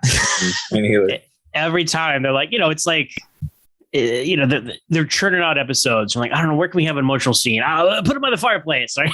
It's like, can we go on the balcony or something? Do you still have that set, right? I know it was there once. Lex is like, in the rain, and actually, no. After he has Grant Gabriel get killed, he goes out on the balcony and yells to the heavens. And what a worthless character that guy was. That's maybe season 7 isn't that good. After, I got to reconsider. These are things that I'll consider in that podcast. But gosh, he was terrible. It's not good, but he was Jimmy. So it wasn't Jimmy. Jimmy's 2 best episodes are Arctic and Apocalypse, and when he's not even the right Jimmy, he's a different Jimmy. But Jimmy's pretty good in Apocalypse. But I'm so surprised how much negativity Jimmy got. I mean, I always liked him. It's so crazy. I always liked Jimmy. Yeah, I felt like it was a sin that they killed him off. I mean, I agree. They killed off Henry James. Let's be clear. Yeah. But, I'm sorry.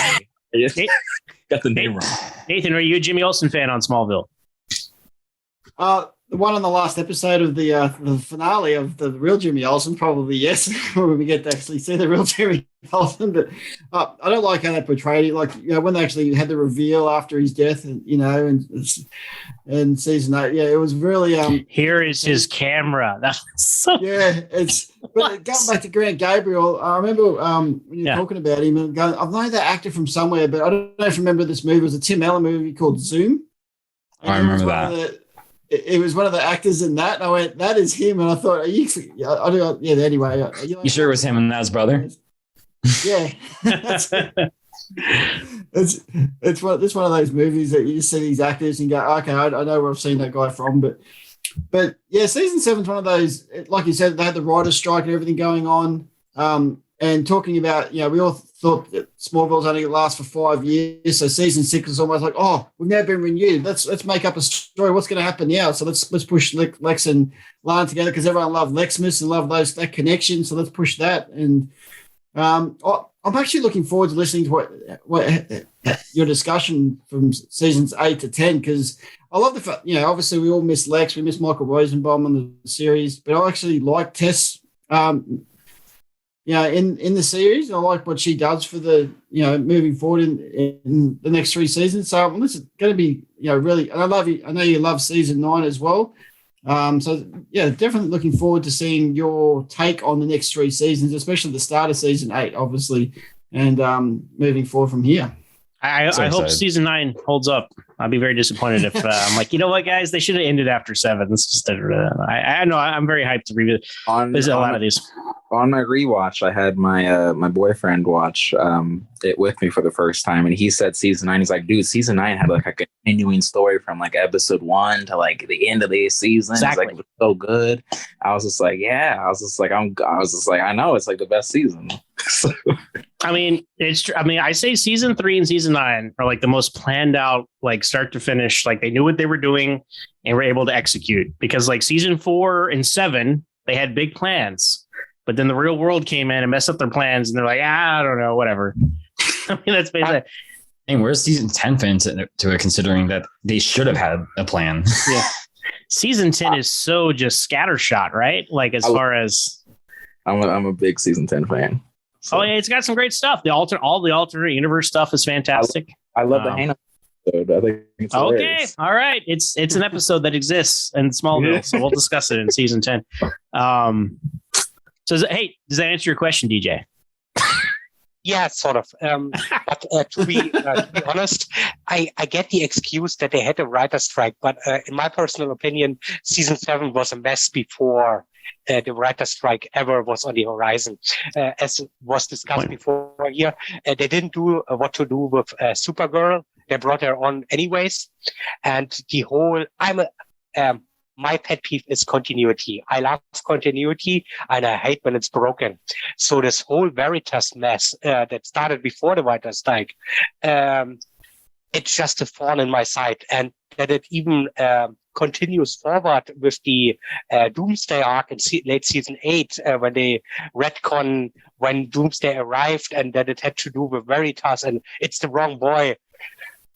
If they had contained Veritas to season 7, never mentioned it again, it would have been fine. But I hate it. I hate it with a passion. I respect your passion. So this season will always rank close to me because also with Clark Kent hanging, yes, he mowed in seasons 5 and 6, but at least he did something. In season 5, he cared about what Milton Fine was doing.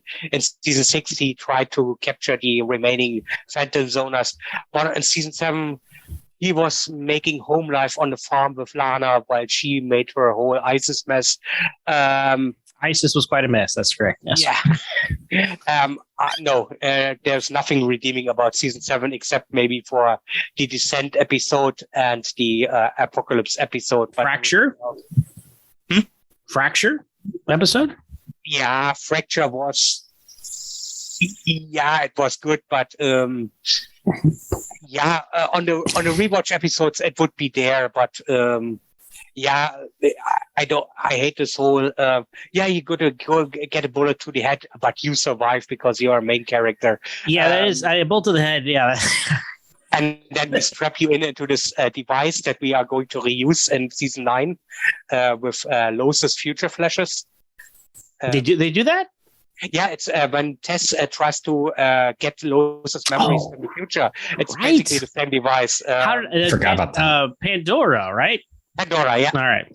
Good continuity. Man, look at that airtight continuity. Yeah. No, I follow you, DJ. Like, and I feel the same way about like people. Like the internet is a minefield of conversation. That's why I'm glad. For the most part, I think everybody here, like, not just here. I mean, just like everybody who interacts on the small community, we're all usually very respectful and talking about stuff and this and that. But like, you go out there online, you can really get in some like drag out fights with people about this kind of stuff. And I usually do not engage because it's like it's just not worth it because life is too short. But I agree with you about continuity, and that's why, like, man, I've stopped talking about like Star Trek and Star Wars and a lot of times because people just get so upset about these things. I'm like, you know what? If you don't have continuity, people are like, what are you worried about that for? Who cares? And I'm like, well, I don't know, like the continuity informs the reality of the world, you know, and like I kind of like want to buy into the reality of this world. If you're breaking your like, well, that was like a movie was like 20 years ago. Don't worry about it. I'm like, I don't know. Like, that's like, to me, that's history of like the universe you're watching. So it's like, that matters. So I know exactly what you're talking about. So I agree. It's basically the same with when you have supernatural worlds with magic and you don't stick to your own magic rules. Magic A does magic A and next week magic A does magic B. Then you can't really get invested because they make up whatever they want on a weekly basis. So why bother to get invested? And yeah. Yeah, adding on to that in terms of just like the continuity. I mean, I don't know if anyone here watches like Breaking Bad or Better Call Saul, but the attention to detail on both those shows are insane. I mean, what is it? They literally took 2 throwaway names in Breaking Bad and made them essential characters in Better Call Saul. And honestly, just like both of those characters completely reformat the way you think about both shows. And it's insane. So I think like having that type of attention to detail, it just like it makes not just watching the show, but just like rewatching it so much more rewarding. Yeah. Although it is a lot of fun to joke about the Veritas window for like 7 years until it shows up right before. That's enjoyable. I will say. No, you're so right though, and like people that are like, oh man, this is the best thing I've ever seen. I'm like, well, like you know, with a superhero show or something, I'm like, you should watch. You know what? Same thing. Fill in the blank, sci-fi show, whatever. It's like, this is the best thing I've ever seen. I'm like, you should watch more television. That's all my thing. Like, it can be better. Like Stranger Things, I think is just like, man, like I had not watched Stranger Things until recently. And it had been hyped up for several years. I'm like, okay, is it really gonna be that good? And I watched it like this is good. Like to me anyway, I thought it totally lived up to the hype. And I'm like, that's how you do television right there. Is everybody like Stranger Things on this podcast? Oh, yeah. Okay. Team Steve all the way. Okay. I dropped it at the end of season 2. I'll tell you, man, season 4 is fantastic. So I might keep going. Got to keep going. So I've not yet watched season 4 because I was a bit disappointed by season 3. The cast had just gotten too big and too few characters or many characters had nothing really to do because the cast was so big. But I still want to watch season 4. I think they solved some of that by like splitting them up and doing different things. Although there are still a couple characters that have nothing to do. I'm like, I hope you have something more to do in season 5, or we just need to be done with you. But anyway. Also, the episodes are longer, so it gives each of the characters more time. They're so like an hour plus each, and the last couple episodes are like feature length. So anyway, but hey, just today I watched only 2 episodes of the Orville. It took me 3 hours. The Orville I've not watched yet, and as a Star Trek fan, I've heard that I would really enjoy it. So I need to get on that. I know. So everybody's telling me. Basic gist on the Orville is it starts out as a homage with a comedy twist, but it gets serious real quick. So if the first episodes are not your cup of tea, wait a few more episodes. It's like every Star Trek show out there. First season is a bit wobbly, and then they find their stride. Fair enough. So. Well, there you go. Season 7. So season 8's next on the main podcast. We'll be back talking about that soon, not too long from now. Everybody can relax and take faith that I'm going to finish all 10 episodes. Or 10 episodes. I'm going to finish all 10 seasons of the show. Episodes of it was a season 8 of Arrow. You're going to do that? Yeah. I'll tell you. Yeah, all 10 episodes of season 8 of Arrow. So, man, I tell you what, I've been all these Arrow guys are starting season 5 here, and I've been watching season 5, and I'm really liking Arrow season 5. So, like Arrow, Smallville, peaks and valleys, right, up and down. They bounce back. Other shows like I don't know, The Flash, just a steady decline, unfortunately. I don't know. So is anyone here still watching The Flash? I stopped after Crisis for all the shows, basically. I stopped season 7. Wow. Oh, wow. Man, you get really deep into these shows and then you just you get so close that you give up. I guess. Well, yeah. I don't know. Was that before or after? Was that before or after we started recording or not? We talked about something else and you're like, I got this far. Yeah. Yeah, I don't know. I can't remember, but yeah. I don't know. I really do try to push, and it breaks me down too much. You cannot dare to defy anymore. So I cannot dare to defy. You were right. Nathan, you watch The Flash, man? Oh, I was the same as DJ. I got up to the end of Crisis and pretty much watched the season 8 of Arrow and pretty much declined everything else after that. Watched all of Superman and Lois, even though I don't take that as part of the Arrowverse. So I got my dog going off in the background. I mean, pets are welcome. No worries. So I want to get back there and watch, finish off watching all of them eventually, but I'll definitely get into that when life doesn't get in the way. For sure. I have every season of the Arrowverse on Blu-ray. I buy them, and I wait for podcasts that I'm either on or guests on or friends do to watch them at that point. So that's where I am. So how deep are you in the Arrowverse these days, Matt?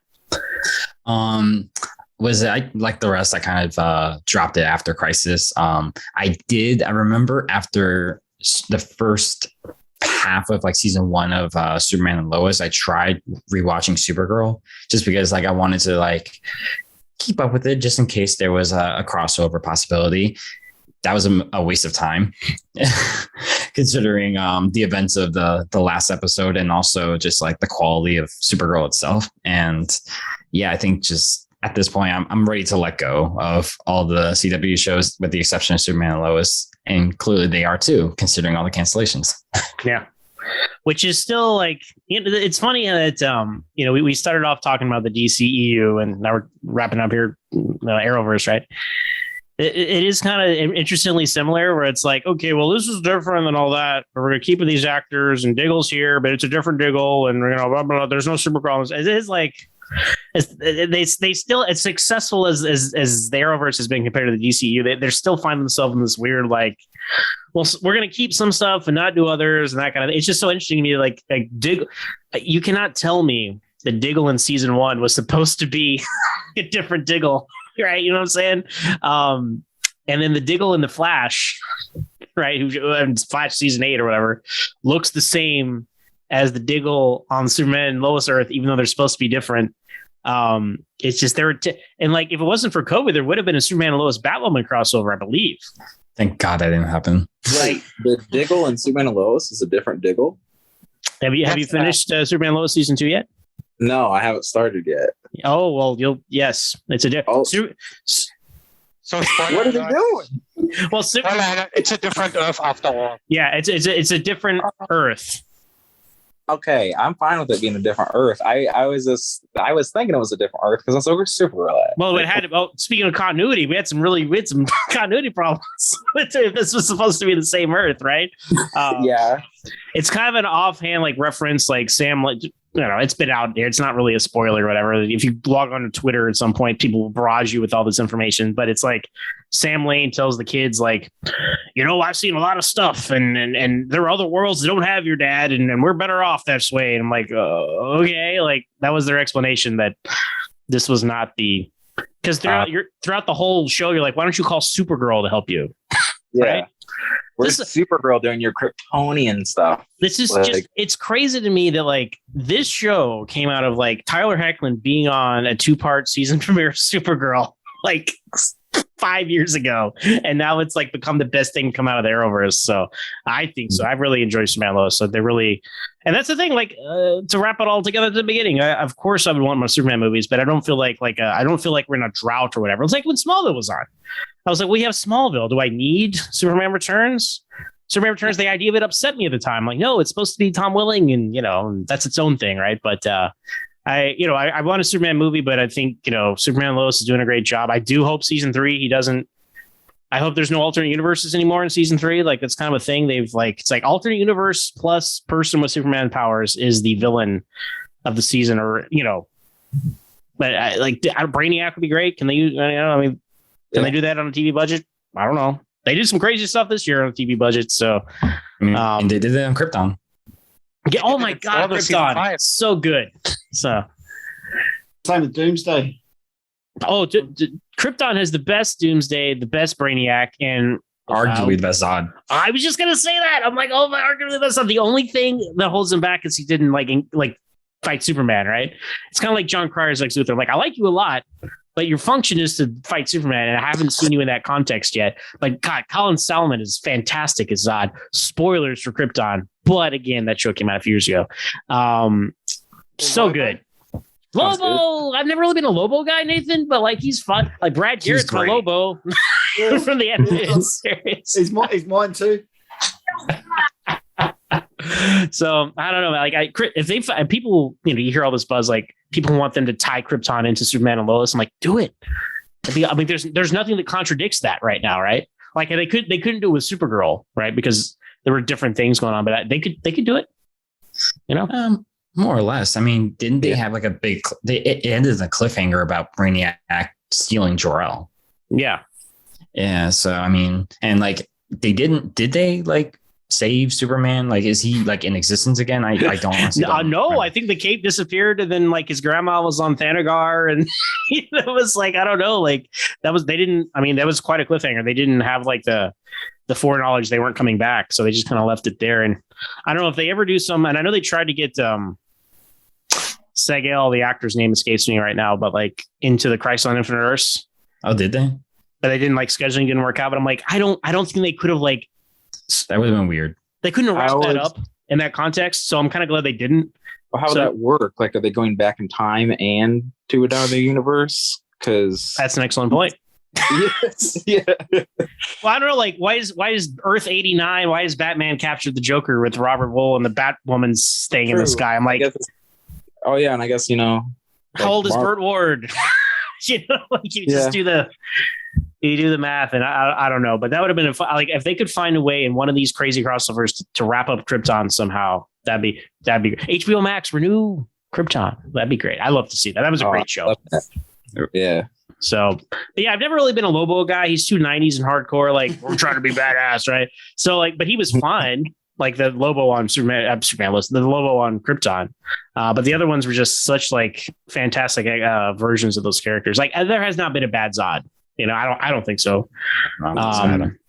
No. And just to have like, I don't know, like Walter from Arrow, the best Zod. Who would have known, right? But he was so good. And he's technically like his uncle, right? Yeah. Yes, he is. Yeah. Which he basically is, right? I mean, that's like, I really have come around on Tal-Rho, right? Is the brother of Superman and all that stuff. I'm like, what a stupid, when it first happened, I'm so mad. Then I'm like, oh, this is kind of like a natural evolution of like the Zod character, but like a redeemable version of him. So like, I really like Tal-Rho has become one of my favorite parts of the Superman Lois. So he serves that function on the show. So anyway, he breathes a lot of life into just like all the tension and stakes or whatever. Like he just comes in and makes everything fun again. Absolutely. I haven't watched season 2. Does that mean Morgan Edge is like not? There's no Morgan Edge in this universe. Actually? No, there's no Morgan Edge in this universe. No, okay. Wait, that's another huge continuity thing because Adrian Padsar from Heroes was Morgan Edge on season 3 of Supergirl, and he's a different guy. Just like there's a different Sam Lane. It's just that explains all that. But no, Morgan Edge. Lucy's backstory. I think Lucy Crisis on Infinite Earth solves everything. It just changed. That's why I was like, I didn't know if it was on a different Earth because I was like, did Crisis just change everything? Like new people, some people look the same, some people look different. I don't know. So sure, new Jimmy ? New Jimmy. That's a tricky subject, right? It's like you brought like Sam Lane is recast, Morgan Edge is recast, right? You kept Lucy, Lois, and Superman. Yeah. Do you recast Jimmy? I would honestly like to recast Jimmy just to have him be more like a Jimmy Olsen type because James is not your Jimmy Olsen. Like that's a whole nother, like that's like another character. Honestly, at that point, I would like. At the time, I literally thought he was going to be. I literally was like, "This is Steel. Like, what are you doing? You could have introduced him as John Henry Irons. He's huge. He's in the gray metal suit." Basically, that was so straight. Like Guardian, come on, like you are Steel, bro. Like I hate to break it to you, but they have a great Steel, right? So it's like it's. Oh yeah, this is infinitely better. Like another, like if you're gonna add, like if you're gonna add another member of the Superman family, right, to what they've been doing, right, a Perry White or a Jimmy Olsen or something like I would just make them a little more comic accurate, right? And I don't know, like that's why I would hate to like it's like not a slight to Mehcad Brooks, right? But it's like, hey man, like we're doing something different now, right? And as I understand it, he's on Law and Order, so he's busy anyway. You're right. So good for him. For me, watching Supergirl and seeing that Jimmy, I was like, oh, and I was coming from Smallville, I was like, so this is going to be like James Henry Olsen, right? That's the twist. Bring it back. They kill him off, and then we get a different. And then his brother comes, and he's like younger, more dorky and stuff. It's younger, dorky brother. They could go 100 ways with that. I don't think they're ever going back to Metropolis and ever doing that. Like flashbacks would be the one way. I would love to see more flashbacks. I love the flashback suit. So that'd be great. But anyway. Sure, that's the way to go. There you go, man. And then I guess Lex. Let's wrap it up. But mention Lex, right? John Cryer would be great. I think he's a great Lex Luthor. Like I was saying, I would like to see him confront Superman. But you guys know my thing. Just cast Billy Zane. It'd be so good. So I wouldn't mind. That's the one exception. I would like the recast if they're going to do Lex. But bring in John Cryer again. I think he was great. So I appreciate that he at least acknowledged how zany he got on Supergirl, because I'm like, Superman and Lois, what he did on Supergirl would not fly on Superman and Lois at all. Well, when he became the main cast member, like season 4, when he was the guest star, like that was great. Mm-hmm. But like him at the end of Supergirl and all this crazy stuff, I think that was a step too far. So I don't know. Mm-hmm. We'll see. But yeah, you're right. John Cryer himself was like, well, this is a little different. This wouldn't really fit into that, but I would love to do a different take on the character. And I'd like to see Tyler fight as Lex Luthor. That'd be great. So, because who knows? I really don't know who they do as a villain next season. They can't do Doomsday because they botched that bait and switch. So, they had the perfect Doomsday origin and they just took it away. So they can't do Doomsday. So maybe Metallo with XK. I'm kind of done with XK, Matt. I mean, like, can we stop using that? That's like, this is the green K of Smallville. Like, it's different. It's orange. But no, you guys are ripping off Smallville. I really do love, and I got a little behind on the episodes, but I really do love, like, kind of, like, all the Superman references and then me just going and finding here's what we saw last night. It's like from all these different versions, right, of all the what Superman Lois does. Because, like, I don't know, it pays homage to, like, all the different versions, comic book and live action and animation otherwise. And I don't know, there's a lot of potential there. And maybe season 3, hopefully it won't be the last. Hopefully if the CW does like fold and what we were talking about a little bit earlier, like they just move it over to HBO Max and keep going. Why not? Honestly, I wish that season 3 was on HBO Max because these breaks were killing me. I don't get it, man. These breaks were brutal this year. Yeah. I mean, I've had a lot going on in my personal life, getting married and whatnot. So like, it was helpful to me. There were so many breaks. And then I felt not like guilty about like, well, we didn't get an episode out this week, but you know what? They didn't get an episode out for like 2 months. So I don't feel as bad like about the coming out of the episode, but they lose all the momentum when they go on those breaks. So like, and honestly, and I'm actually shocked that you and Sarah were so high on the season, because I think because of the breaks, I kind of lost interest. Like had I binged it, I think I would have enjoyed it a lot more. Cause like I was having a hard time being like, remembering what happened. This is awesome. Yeah. Like just like, oh, this is awesome. Oh yeah. See you in 2 months. And I'm like, come on. Well, it helped us that we were binging it in chunks as well sometimes. So maybe that did influence our opinion, but to think that they premiered in January and ended in June for 15 episodes. Smallville went from October to May with 22. So is that the same? I don't know, but like roughly the same, yeah. With 7 less episodes for Superman and Lois, though. Even 24, like, because I remember back in the day, like they, I think when they initially started 24, they did like, it was September to May. But because of the show was so continuity based, they're like, no, we got to do this starting January and then go all the way through into May. That way we don't lose viewers because of the fact that they're so dependent on people coming back every single week. So I don't know, like I would prefer HBO Max just to get it all out there. Yeah. But a weekly release though. I don't want to dump it all at once. So cool. Well, there you go, y'all. There's your new 52 reboot level 33.1 roundtable. I hope you guys had a fun time on the camera here, and people who are watching enjoyed this, and it's a little different vibe for us. And JJ did have a lightning storm, that's why he was gone. So he said us about TalkVille. We just kicked him off that podcast, but no, that's not. He's good. He just was want to be safe and losing power and get kicked off and things like that. So you can go find him at 4Comic Junkies on Twitter. I'll give him a shout out since he's not here to do it for himself. But let's go around here. Kasey, man, where can people find you online if you want to be found? I mean, I guess you can find me. I'm at the Panda Supreme on Twitter. That's pretty much it. So, yeah. Where does that name come from? Big Panda fan, or? Came from like middle school. Me and my friend were gonna do a podcast and name it something with a panda, and I just kind of took the name but redid it a little bit. So very good. I like it. I think one of the funniest memes I've seen was the WWF, but like two pandas on like chairs about to hit each other. Because when you're a kid, it's like the World Wildlife Foundation. It's a panda, but it's like, no, WWF is wrestling. So anyway, you know what I'm talking about. So anyway, all right. What about you, DJ? Yeah, I'm an old guy, so my main account is still Facebook, where you can find me as DJ Doena. I'm also at Twitter, but more as a lurker. Same handle, DJ Doena. If you want to find me, just look at the follower list of Zach and Lance and so on. Then you find me there. Awesome. Very active in comments. Very much appreciate. I read all your very long comments, and they do not go into the void. I appreciate them all. So thank you for this. I started out in the 90s when web forums were still big a thing, and there we would comment on all the Star Trek stuff back then, and that's still how I operate. I love it, man. I love it. What about you, Nathan? You can find me on Twitter at SupAnimatedPod. And personally at the MWord81. You also find me on Facebook at SupAnimatedPod and on Instagram at SupAnimatedPod. And as we pointed out earlier, I do a podcast, Superman the Animated Podcast.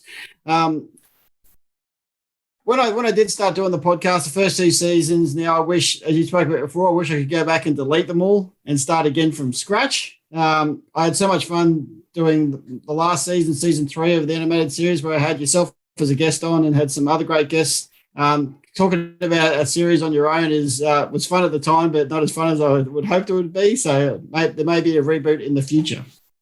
All right, New 52 again. So, all right, probably Matt. What about you, man? You guys can find me on Twitter at Matt Santiago 88. And if for some reason you might enjoy listening to my opinions, I have a podcast, put out 2 episodes. It's called Culture Mash, where me and one of my best friends basically just talk about our main interests in life, me being film and him being anime, and neither of us have like interest in the other. So it's just all us actually just like understanding like what we love about it. So he'll just talk about anime and I'll be like, oh, that's interesting. And I'll talk about a movie and he'll be like, oh, cool.